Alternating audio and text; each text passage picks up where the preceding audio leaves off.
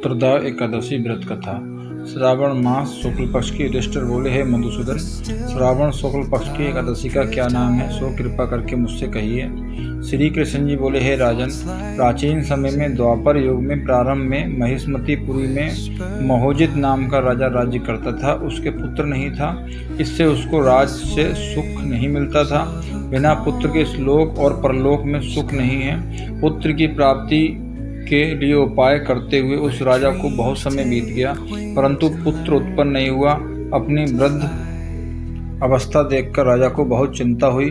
सभा में बैठकर प्रजा से बोला, हे मनुष्यों, इस जन्म में मैंने कोई पाप नहीं किया है।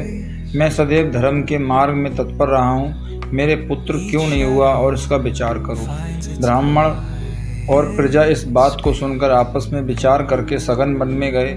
वहाँ घोर तप करते हुए चैतन्य आनंद में आरोग्य आहार रहित मन को बस में करने वाले क्रोध रहित धर्म तत्व को सब शास्त्रों में चतुर लोमस ऋषि को देखा। उनको सब देखकर सब प्रसन्न हुए और यथा योग नमस्कार किया। वे नम्रता पूर्वक आपस में कहने लगे, हमारे भाग से मुनीश्वर मिले हैं। उनको नम्र देखकर मुनीश्वर बोले, तुम किस लिए आए हो, इसका कारण कहो, मैं अवश्य तुम्हारा हित करूँगा। हम सरीखे मनुष्यों का जन्म परोपकार के लिए ही है, इसमें संशय नहीं है। मनुष्य बोले, हम आने का कारण कहते हैं, आप सुनिए। हम संदेह निवारण करने को आपके पास आए हैं। महीजित नाम का राजा पुत्रहीन है। हे ब्राह्मण, हम उसकी प्रजा हैं और पुत्र की तरह उसने रक्षा की है। उसको बिना पुत्र के देखकर उसके दुख से हम दुखी हैं। सो दृढ़ विचार करके हम तप करने को यहाँ आए हैं। हे दुर्योधन, जिसके भाग से ही हमें आपका दर्शन हुआ है, बड़ों के दर्शन से ही मनुष्य का कार्य सिद्ध हो जाता है। हे मुनि, ऐसा उपदेश दीजिए जिससे राजा के पुत्र हो। उस राजा के पहले जन्म का वृतांत ध्यान करके मुनीश्वर बोले, पहले जन्म में ये राजा निर्धन और क्रूरता के कर्म करने वाला वैश्य था। एक गांव में से दूसरे गांव में जाकर व्यापार करता था। एक समय ज्येष्ठ मास के शुक्ल पक्ष में द्वादशी के दिन मध्याह्न के समय गांव की सीमा पर प्यास से व्याकुल हो गया। वहाँ सुंदर जलाशय को देखकर जल पीने का विचार किया।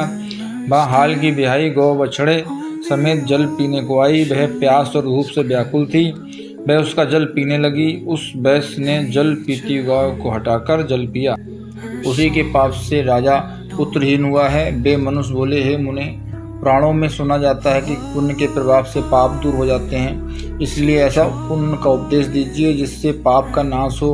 आपकी कृपा से इनके पुत्रों। लोमस ऋषि बोले, श्रावण शुक्ल पक्ष में पुत्रदा नाम की एकादशी प्रसिद्ध है। उसका व्रत प्रेम से विधि पूर्वक करो। रात्रि में जागरण करो। उसका निर्मल पुण्य राजा को दो।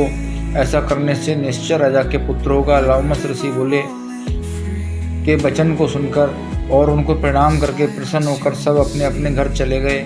श्रावण आने पर सब लोगों ने राजा सहित श्रद्धापूर्वक व्रत किया। द्वादशी के दिन अपना पुण्य राजा को दिया। पुण्य देते ही रानी ने सुंदर गर्भ धारण किया।